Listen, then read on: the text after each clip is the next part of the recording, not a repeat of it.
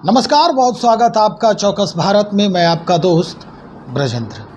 2024 के लोकसभा चुनाव के लिए सभी पक्षों के तरफ से जो ज़मीन तैयार किए जा रहे हैं उसमें एनडीए सबसे आगे बढ़ते जा रहा है। दरअसल जिस तरह से विपक्षी एकता को मजबूत करने की कवायद हो रही है और विपक्षी जो हैं अभी लगातार बैठक करने में ही मशगूल है, वहीं एनडीए जन संबोधन करने में बहुत आगे निकल चुका है। हर जगह जनता के बीच जाना, जनता से रूबरू करना और वहाँ सभा को संबोधित करना और विपक्षियों पर हमला करते देखा जा रहा है एनडीए के बड़े बड़े जो दिग्गज हैं उनको।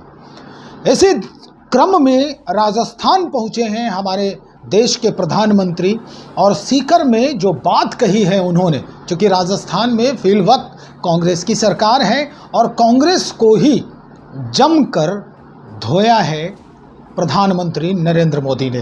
प्रधानमंत्री ने यहाँ तक कह दिया कि भाई कांग्रेस जो है वो लूट की दुकान और झूठ का बाजार ही है सिर्फ।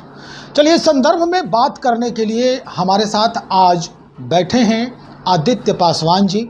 ये बिहार कांग्रेस के जो युवा ब्रिगेड है उसके ये अध्यक्ष हैं।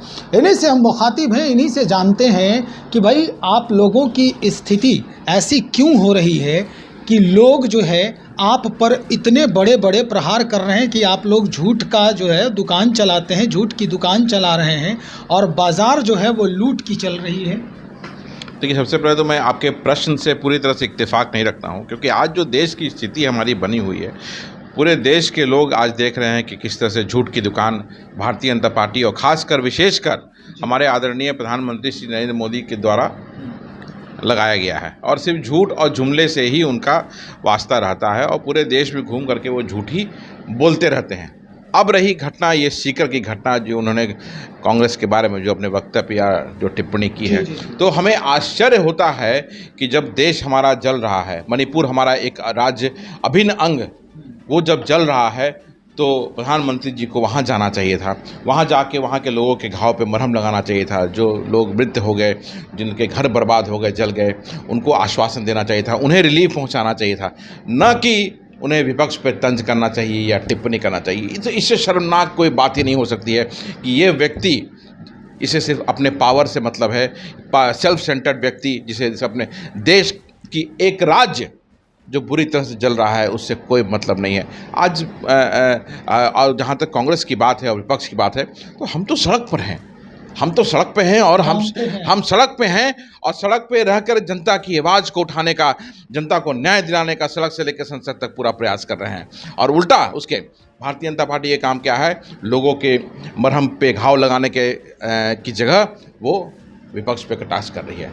उनका कोई मोटिव नहीं है। देखिए, आज हमारा मणिपुर फिर से अशांति की तरफ जा रहा है, फिर वहाँ गोलीबारी हो रही है, घटनाएं शुरू हो गई हैं और ये केंद्र सरकार के लोग बैठ करके क्या कर रहे हैं? आप लोगों की तरफ से तो 20 लोगों का एक जो दल है वो वहाँ पहुँच रहा है। बिल्कुल, और हम शांति का अपील शुरू से कर रहे हैं। देखिए, हमारे आदरणीय नेता श्री राहुल गांधी जी ने शुरू में ही जाने का प्रयास किया, जो उन्हें जाने नहीं दिया गया।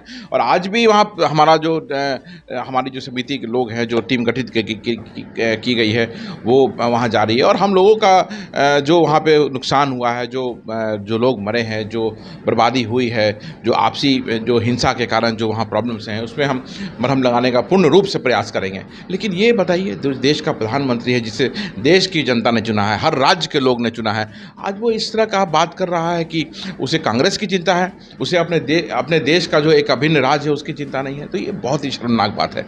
इसीलिए इसी लड़ाई को हम सड़क से लेकर संसद तक लेके हम लोग जारी रखे हुए हैं। और जब तक हमें इसमें जीत नहीं मिलेगी और ऐसा प्रधानमंत्री, ऐसा तानाशाह, जब तक इसको हटाने का काम नहीं करेंगे, हम कांग्रेस पार्टी शांति से नहीं बैठने वाली है। चलिए, इसी वजह से लगता है कि मौके पर चौका मारने का ये प्रयास रहा है जो विपक्षी लोग हैं। 20 जो सदस्य का एक जो टीम है वो मणिपुर जा रहा है। ये मौका जो है, कहते हैं ना, आपदा में अवसर तलाशना, कहीं वो बात तो नहीं?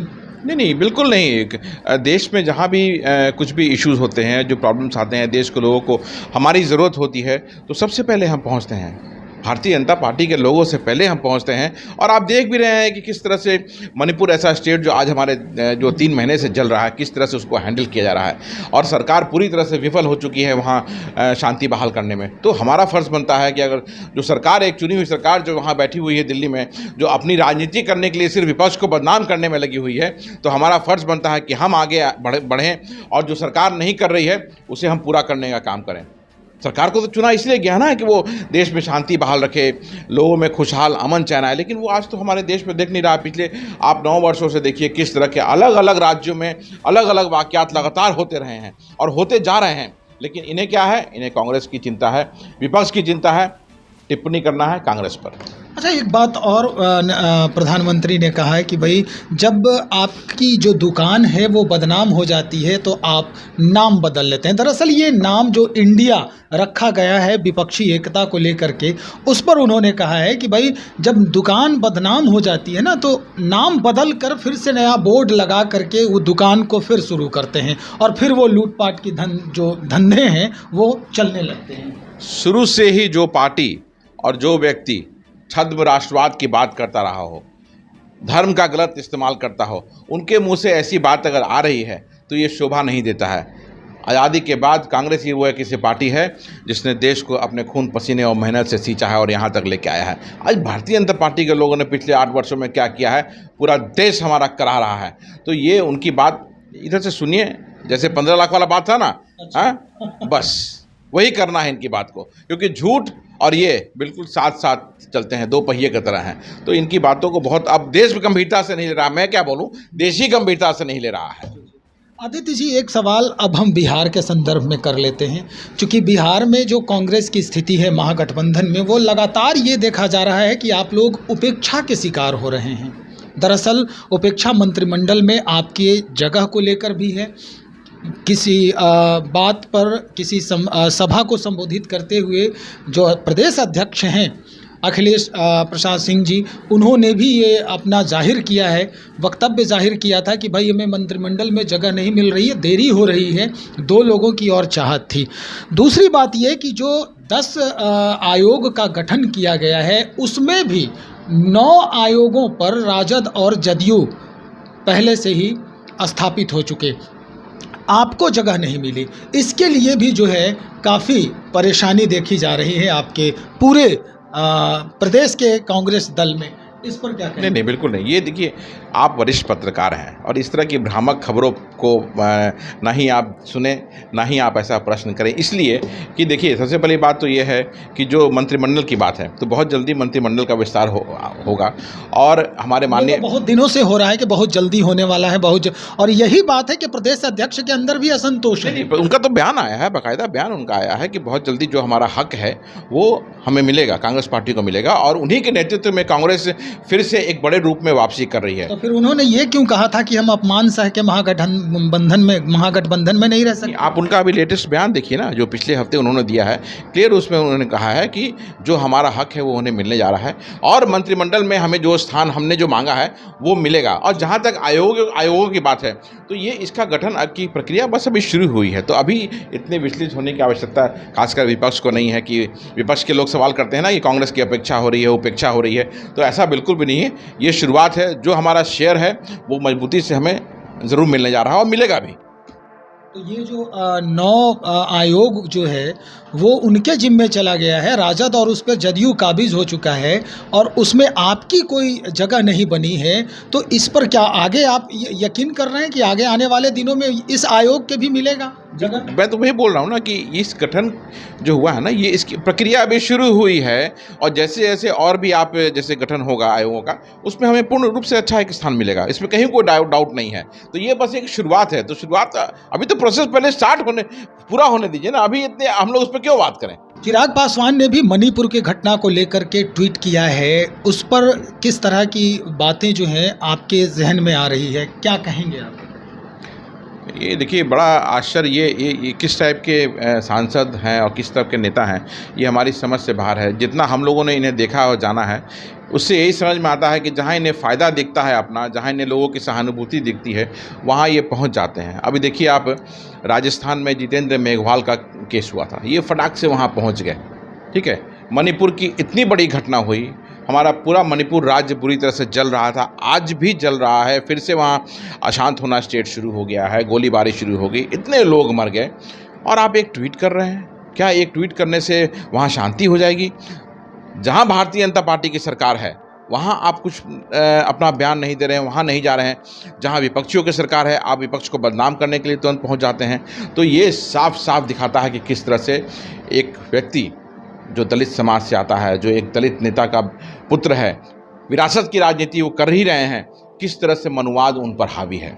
मनुवाद की राजनीति करते हुए और विपक्ष को बदनाम करने वाली राजनीतियों को सिर्फ में वो विश्वास करते हैं और इसी क्रम में सिर्फ उन्होंने इसको ट्वीट करके छोड़ दिया। आदित्य जी, वो अब एनडीए का एक हिस्सा हो गए हैं, तो गठबंधन धर्म का पालन करते हुए वो कई बार इस बात के जिक्र करते हैं कि जैसे ही गठबंधन की तरफ से कोई इशारा होगा तो निश्चित तौर पर उस पर कोई कदम वो आगे बढ़ा सकते हैं। अभी क्या एनडीए में गए हैं? वो तो औपचारिक रूप से अभी गए हैं। एनडीए में तो कब से हैं वो? 2020 में उन्होंने महागठबंधन को कमज़ोर करने का कोशिश किया। वो माननीय मुख्यमंत्री नीतीश कुमार जी के खिलाफ, महागठबंधन के खिलाफ उन्होंने अपने कैंडिडेट्स को उतारा। तो एनडीए में तो तब से हैं वो तो उनका जो प्रॉक्सी जो होता है ना, काम करने वाला, वो काम कर रहे थे बीजेपी के साथ। तो वो कभी थे ही नहीं हमारे साथ, क्योंकि उनकी सोच मनुवाद है, उनकी सोच पर मनुवाद भारी है। और आप बताइए, जिस व्यक्ति का घर से बाहर निकाल दिया गया उनके पिता की मृत्यु के बाद, एक विधवा माँ को होते हुए जिस तरह से तिरस्कारित किया गया उन्हें, जिस तरह से अपमानित किया गया उन्हें, उनके पिताजी की तस्वीर को फेंका गया, बाबा साहब भीमराव अम्बेडकर की तस्वीर को सड़क पर फेंका गया और पूरे देश के सामने इन्होंने बयान भी दिया कि मैं कुछ भी हो जाऊँगा, मैं भारतीय जनता पार्टी के साथ नहीं मिलूंगा। और आज वही आदमी भारतीय जनता पार्टी के कदमों में नतमस्तक है, पूरे समाज को नतमस्तक कर दिया। इससे बड़ी शर्म की बात कोई नहीं है। चाहे कोई जो बोले, हम अपनी आवाज़ को अपने समाज के लिए उठाते रहे हैं और उठाते रहेंगे, और कोई गलत करेगा तो उसके विरोध में भी बोलेंगे। चिराग पासवान ने बिल्कुल ही गलत किया है। आज वो चाचा भतीजा कहते हैं, आप किसी से मेरी बात हो रही थी, उन्होंने कहा कि उनकी जो ये लड़ाई है पॉलिटिकल लड़ाई नहीं है। आज हर मंच पे, हर जगह घूम करके वो अपनी पारिवारिक लड़ाई को मंचीय कर करके उन्होंने सहानुभूति लेने का प्रयास किया। क्या आपको लोगों ने वोट इसलिए दिया था कि आप परिवार की लड़ाई को मंच राजनीतिक लड़ाई है उनकी, जो पारिवारिक लड़ाई उनकी है, वो उसको आप साझा करें लोगों के साथ जा करके? हर जगह उन्होंने सहानुभूति लेने का प्रयास किया, तो ये गलत है। अब लोगों को सोचना है ये कि किस तरह की राजनीति वो करते हैं, क्या उनका ध्येय है, क्या उद्देश्य है। ये साफ दिखाई देता है, साफ प्रतीत होता है कि सिर्फ वोट की राजनीति करने के लिए, अपने खुद की सत्ता में बने रहने के लिए वो इस तरह की राजनीति करते हैं। चलिए, बहुत शुक्रिया जानकारी देने के लिए। तो भाई, उम्मीदों का जो बाजार है वो गर्म होते दिख रहा है। दरअसल उम्मीद ही है कांग्रेस की, बिहार प्रदेश कांग्रेस इकाई की, कि भाई मंत्रिमंडल में जगह मिलने वाला है और आयोग जो गठित हुए हैं और आयोग गठित होंगे उसमें हमें भी तवज्जो मिलेगा, ऐसी उम्मीद बना के रखे हैं। हमारे साथ युवा ब्रिगेड के अध्यक्ष हैं आदित्य पासवान, जिन्होंने स्पष्ट कर दिया है कि प्रधानमंत्री नरेंद्र मोदी को कम से कम अपने देश की जो हालात है, वर्तमान हालात है, उसको तवज्जो देने की ज़रूरत है, ना कि राजस्थान के जिस सभा को संबोधित करते हुए वहाँ की सरकार पर वो कटाक्ष कर रहे हैं, उसकी आवश्यकता फिल वक्त तो नहीं है, चूँकि मणिपुर जल रहा है। खैर, इन सारी बातों को लेकर हम और भी जो इससे संबंधित लोग हैं उनसे संपर्क साधने का भरपूर प्रयास करेंगे। हमें इंतज़ार की ज़रूरत है। बने रहें आप हमारे साथ। बहुत शुक्रिया आपका।